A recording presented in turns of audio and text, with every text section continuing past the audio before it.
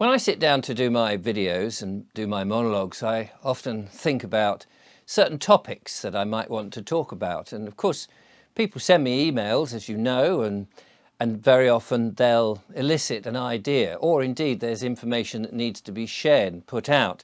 This very morning, I looked at my emails and it was somebody reacting to yesterday's video where I was talking about digital IDs, and somebody said, actually, we're people who took the medical intervention are already jabbed because you can see them on your phone if they my neighbour is in or out, because the Bluetooth nanoparticles that are all now joined together give off a signal that we're all marked anyway.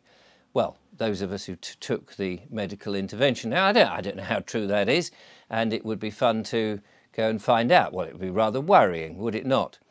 And then, of course, there's another lady who got in touch with me and saying, oh, I've just discovered that it looks like Greater London is going to have fluoride put into the water, and there's some pressure to stop it. And maybe you could talk about that. Other people want to talk about the problem with stuff that's going on to children and things. And there's just a myriad of different topics to talk about. But over the last few years, one of the subjects that has been constant, I suppose, from people is when they talk about the spiritual war, the war between good and evil. And people often talk about how they try to mitigate this or fight it in their own way, using the power of prayer.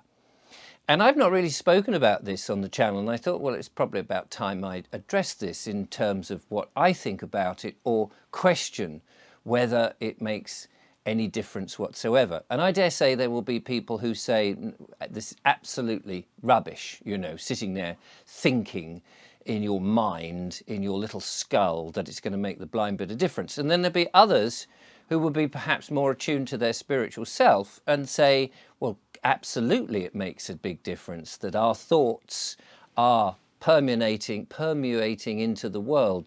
They're being sent out, and they have amazing amounts of power.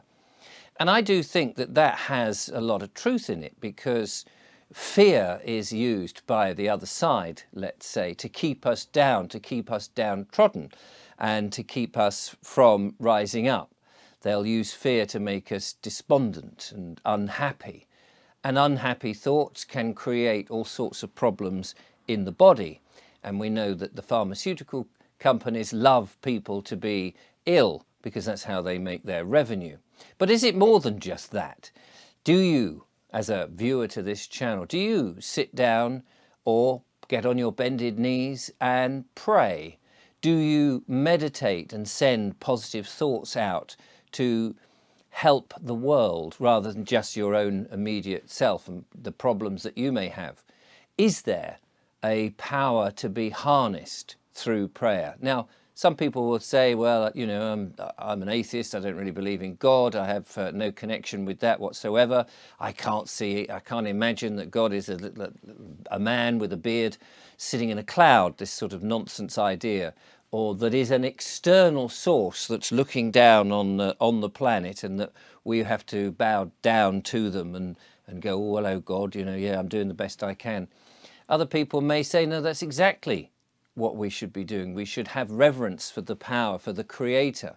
Others will perhaps say, well, the Creator is the source within us, that we are part and parcel of the Creator, that we are all one, and therefore our thoughts are all connected. We are all connected with our neighbours and our friends, and that the war of the spiritual war is about taking souls, taking away that connection, taking away our ability to have a spiritual life, a soul that is one with its Creator.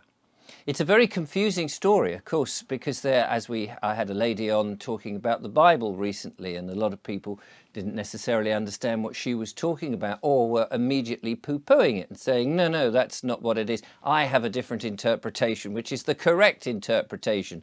And everybody has an idea or a theory about everything. And I think, and that's what I've tried to do with the channel, is listen to as many people. Some you may think were crackpots coming on the show with their ideas, But you just never know. Everybody's got a different idea about a solution or an approach or a way of living and all of that. And I'm curious because we're all searching for something to prevent the evil, the dark forces, the satanic practices from taking over. These methods that they're using in a very physical way, but also perhaps in a spiritual way. Do you, for example, put around you a bubble of protection, as I've heard some people do? Do you, as I say, put your hands together and pray to a deity that you believe is looking after you? What is your approach? I'd be interested to know. This is perhaps a conversation that is for many very difficult, and perhaps we'll just simply dismiss it and say, well, prayer has nothing to do with it. It's all mental mumbo jumbo. But many may think that this is actually the very nub of it, that we need to discover who we are and what we are. Because if we know that, we will be able to reject the darker forces more strongly than if we just believe we are a flesh and blood body going about with an all caps name being attacked by whomever it may be, the dark forces. So I'd be interested in your thoughts. Does the power of prayer have the ability to knock out the grim fight that we seem to be finding ourselves in? Or does it not make the slightest bit of difference and they're just going to roll over us and get shot of us without our ability to save ourselves? I'd be interested in your thoughts. Thank you very much.